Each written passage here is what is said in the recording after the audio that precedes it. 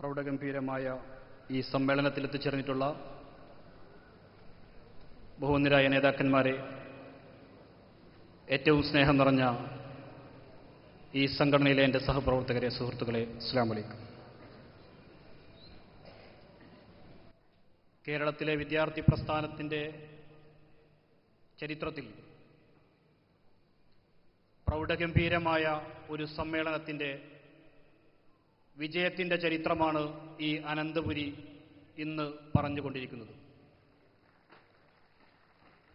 വിദ്യാർത്ഥി രാഷ്ട്രീയത്തിന് പുതിയ മാനങ്ങൾ കണ്ടെത്തേണ്ട പുതിയ കാലഘട്ടത്തിൽ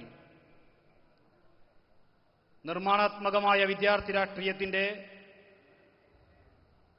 ചർച്ചകൾ ഉയർന്നു വരേണ്ട പുതിയ കാലഘട്ടത്തിൽ ഒരു വിദ്യാർത്ഥി സംഘടന ഏത് വിധത്തിലാണ് തന്റെ സമൂഹത്തോടുള്ള ബാധ്യതകൾ നിറവേറ്റേണ്ടത് എന്നതിനെക്കുറിച്ച് വളരെ വ്യക്തമായ കാഴ്ചപ്പാടോടുകൂടി പ്രവർത്തിച്ചു മുന്നേറുന്ന ഇന്ത്യയിലെ വിദ്യാർത്ഥി സംഘടനയുടെ ചരിത്രം പരിശോധിക്കുമ്പോൾ മഹോന്നതമായ സ്ഥാനമുള്ള ഈ പ്രസ്ഥാനം ഇന്ന് കേരളത്തിലെ വിദ്യാർത്ഥി സംഘടനകൾക്കിടയിൽ വ്യത്യസ്തമായ ഒരു സമ്മേളനമാണ് ഇവിടെ സംവിധാനിച്ചുകൊണ്ടിരിക്കുന്നത്. അനന്തപുരിക്ക് വിദ്യാർത്ഥി സംഘടനകളുടെ പേര് കേൾക്കുമ്പോൾ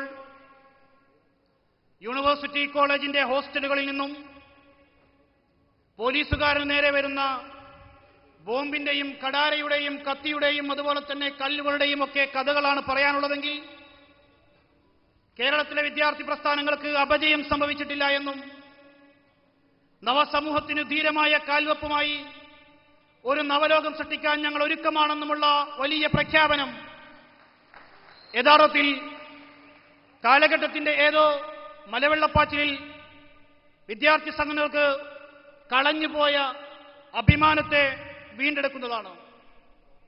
MSFനെ സംബന്ധിച്ചിടത്തോളം പഠനമാണ് ഏറ്റവും മുഖ്യമായ അജണ്ട. ആ പഠനത്തോടൊപ്പം തന്നെ തന്റെ സാമൂഹിക ഉത്തരവാദിത്തങ്ങൾ നിർവഹിച്ചുകൊണ്ട് ഈ സമൂഹത്തിലേക്ക് നന്മയുടെ പൗരന്മാരെ സൃഷ്ടിക്കുക എന്ന ഏറ്റവും ഉത്തമമായ ആദർശ വിശുദ്ധിയിൽ നിന്നുകൊണ്ട് ഗുണപരമായ ഒട്ടേറെ കാര്യങ്ങൾ ചെയ്തു തീർക്കാൻ സാധിച്ചിട്ടുണ്ട്. അതുകൊണ്ട് തന്നെ കേരളത്തിന്റെ പൊതുസമൂഹത്തിന്റെ നല്ല ഒരളവോളമുള്ള പിന്തുണ ഈ സംഘടനയ്ക്ക് ലഭിച്ചുകൊണ്ടിരിക്കുന്നു എന്നതാണ് ഈ പ്രൗഢഗംഭീരമായ വേദി ഉൾപ്പെടെയുള്ള കഴിഞ്ഞകാല അനുഭവങ്ങൾ ഞങ്ങൾക്ക് തെളിവുകളായിട്ടുള്ളത്. ഞാൻ വളരെ ദീർഘമായി സംസാരിക്കുന്നില്ല. ഒട്ടനവധി നേതാക്കന്മാർ ഈ സംഗമത്തിൽ സംസാരിക്കുന്നതിന് വേണ്ടി ഇവിടെ എത്തിച്ചേർന്നിട്ടുണ്ട്. 2012 ജനുവരിയിൽ MSFന്റെ സംഘടനാ ക്യാമ്പയിൻ ആരംഭിക്കുകയും ശാഖാതലം മുതൽ തുടങ്ങി മെമ്പർഷിപ്പ് വിതരണം ചെയ്യുകയും ശാഖകളിലും പഞ്ചായത്തുകളിലും നിയോജക മണ്ഡലങ്ങളിലും ജില്ലകളിലും സമ്മേളനങ്ങളോടെ കമ്മിറ്റികൾ രൂപീകരിക്കുകയും 3.5 ലക്ഷത്തോളം വരുന്ന വിദ്യാർത്ഥികളെ അംഗങ്ങളാക്കിക്കൊണ്ട് അതിന്റെ ചരിത്രത്തിലെ ഏറ്റവും നിർണായകമായ ഒരു ഘട്ടത്തിലൂടെ സഞ്ചരിച്ചുകൊണ്ടാണ് ഇന്ന് സംസ്ഥാന സമ്മേളനം തിരുവനന്തപുരത്ത് എത്തിച്ചേർന്നിട്ടുള്ളത്. ഇവിടെ ഒട്ടനവധി പുതിയ വെല്ലുവിളികൾക്ക് നാം ഉത്തരം കണ്ടെത്തേണ്ടതുണ്ട്. വിദ്യാർത്ഥി സംഘടനകൾ കോടതികളുടെ മുന്നിലും അതുപോലെ തന്നെ പൊതുസമൂഹത്തിന് മുന്നിലും ഒരുപക്ഷെ അവരുടെ ചെയ്തികൾ കൊണ്ടെങ്കിലും മോശമായ ഒരു ചിത്രത്തിൽ നിൽക്കുന്ന സാഹചര്യത്തിൽ ആ വിദ്യാർത്ഥി സംഘടനകളുടെ ഇന്നലകളിലെ സൂര്യശോഭയാർന്ന ചരിത്രം തിരിച്ചു പിടിച്ചുകൊണ്ട് നമുക്ക് മുന്നേറേണ്ടതുണ്ട്. 1936കളിലാണ് ഇന്ത്യയിൽ വിദ്യാർത്ഥി പ്രസ്ഥാനങ്ങൾ ഉദയം ചെയ്യുന്നത്.